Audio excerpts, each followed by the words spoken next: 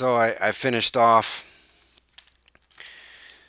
saying that every photo of the Earth is photoshopped. It's all CGI, and you can compare versions of the Earth from like the 19 I don't know what the years are, but you can compare year by year. They're different shapes, they're different forms because they Photoshop. They take bits and pieces of Earth and then they put it together. They like take pictures, so it's like a strip. You have a picture, a strip that you think it is, and then you put it onto a globe to show what you think it will work at, what you think it will look like. So Earth can have a very different view based on how you change things, how you add in color, how you add clouds, and all that. You see repetitions of the same cloud system being up here on the globe and down here on the globe. You can research all that and look at the different photos.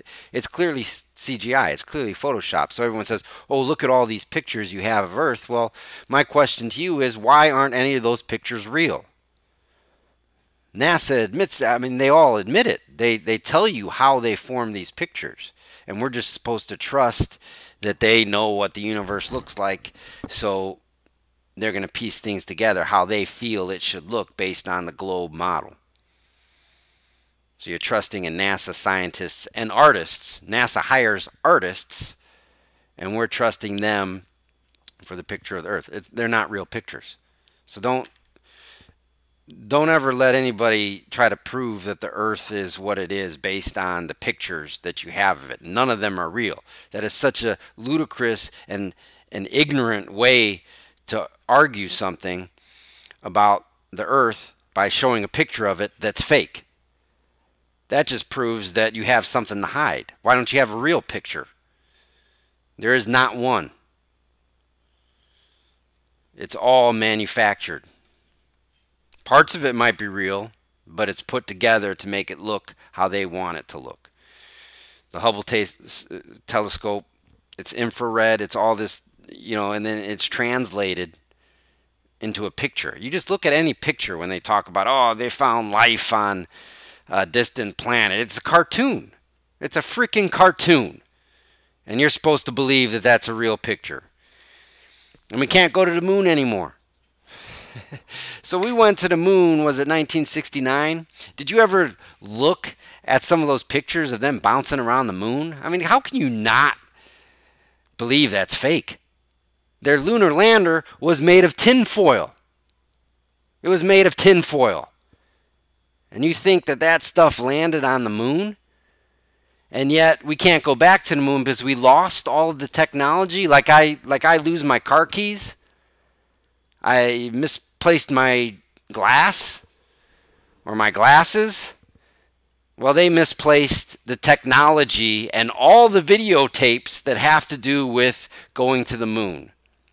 And you have NASA scientists that have admitted you can't get to the moon because you can't get through the Van Allen radiation belts.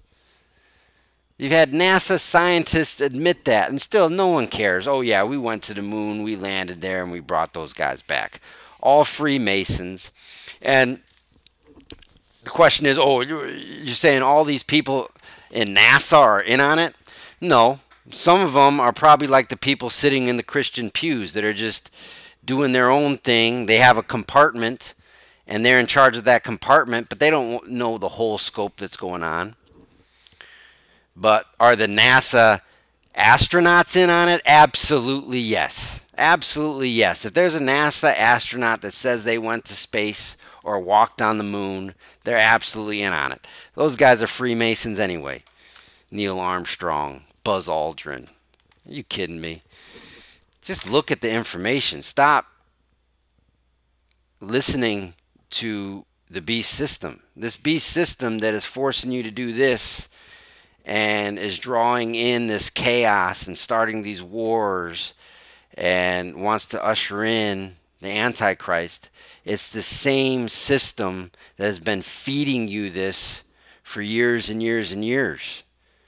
Forget about what they fed you. Look at the evidence and what they openly have admitted.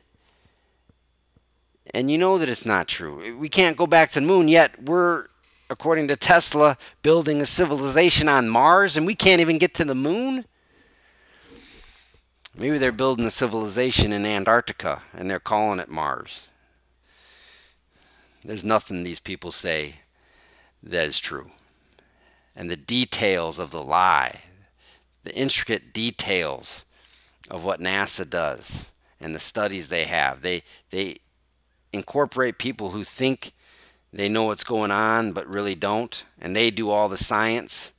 But then when you get it to the big picture, that's when the lie enters in. And that's what NASA is. What about the sun being 93 million miles away?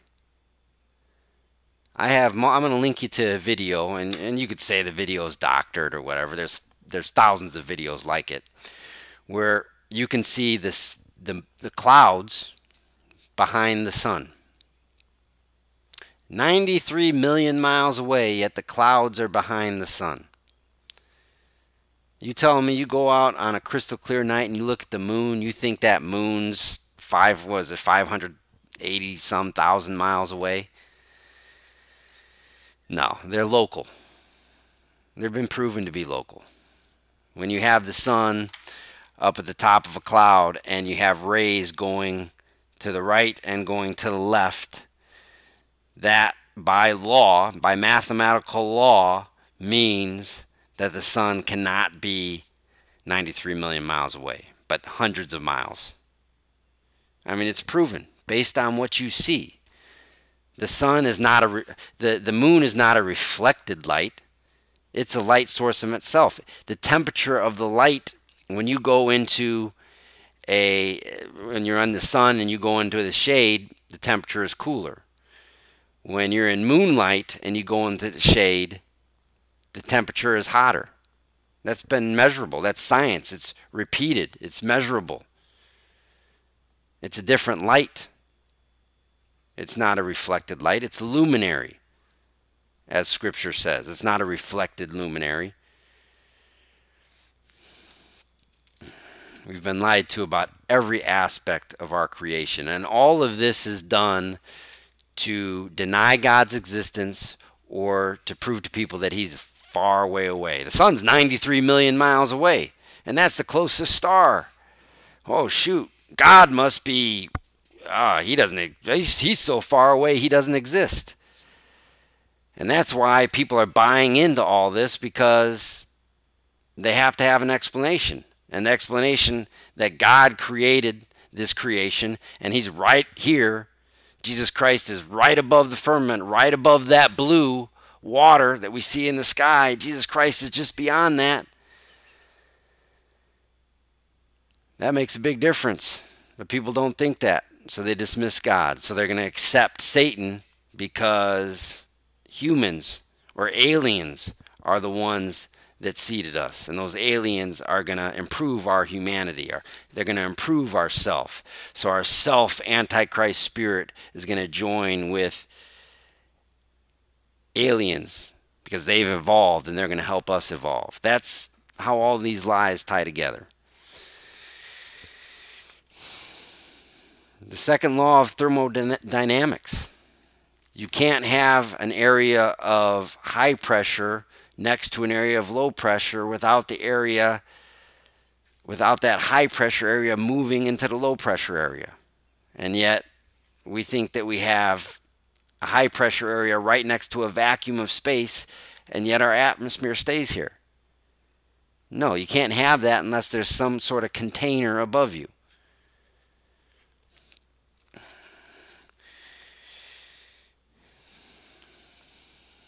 Oh, and then gravity. Can someone explain gravity to me? I mean, this is the argument. Oh, look, my pen dropped. It's not flying off the earth. So that just proves that there's gravity. Okay, if you honestly believe in gravity, that there's a force, because we're spinning so fast, that there's a force that if we're on the bottom of the earth, it's sticking us to this earth because it's spinning so fast, that's a whole lot of pressure. So how can I jump off the ground? If that pressure will keep an elephant, a 1-ton elephant on the ground, how can I jump off the ground? Or how does a mosquito fly? If that pressure is so strong that it keeps us from flying off the earth, yet when we jump or a mosquito flies, what? Does gravity know that and just magically relents so that we can get off the ground? Think about that for a second. Gravity is unmeasurable. Look, a pen drops to the ground not because of gravity, but because a pen is heavier than air. Look, all these people that make the argument about gravity. Look, gravity. No, the pen is heavier than air. Book, heavier than air, drops. If it was helium, it would float because helium's lighter than air. You don't need gravity to explain this crap. You just say heavier than air, drops. Lighter than air, floats. Its density, buoyancy, can be proven with water. And it's proven right now. So tired of this argument. Look, gravity. No, heavier than air. Everyone wants to come up with this complex creation. And that's what NASA has done. That's what science, fake science, has done. Is they come up with stars being billions of light years away and creation being so enormous. Gravity, we're going to come up with equations that are too hard to solve so that no one can solve them, but we say we solved them, so everyone's going to look to us because no one can figure it out because it's ludicrous and nonsense. You know, gravity is such a complicated process, so people are going to believe it because it's so complicated they can't figure out when they can just drop a pen and realize that the pen is heavier than air. That's why it falls. You don't need gravity. You don't need billions and billions and billions of light years. You don't need millions and billions of years to form creation. That's way too complex, but people just bow down to it because it's way too complex and they can't figure it out when the simple explanation of it is right in front of their face. That God created the earth. He separated the waters from above from the waters from below. He formed the atmosphere in the firmament that sets it all together and separates it. He created man and woman and the animals and all of creation. He puts us through life and experience of evil. At the end of these ages, God shows us everything that happens with regard to death. We all die and we go into the grave. So Jesus Christ, through whom he created everything, goes into the grave to bring us out because he was brought out. It's simple. But what Satan does is he complicates it so that we can't understand our creation. If we can't understand our creation, then we're not going to look to God. We're going to look to science and their stupid equations and their stupid CGI photos and their ridiculous numbers. And gravity keeps it instead of something being heavy so it drops to the ground.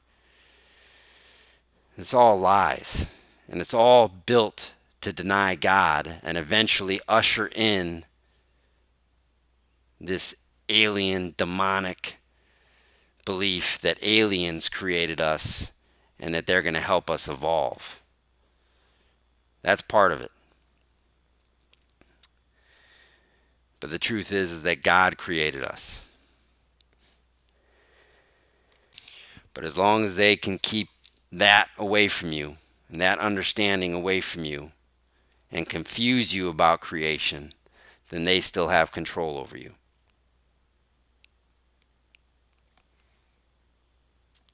So NASA, the globe Earth model, and I don't know what this Earth is. I'm not a flat earther. I don't know what this Earth is, but I know it's not what NASA and science, fake science, has told me. All true science, all real science that is repeatable, provable, repeatable again, everything that follows the scientific method proves the existence of God. All this fake science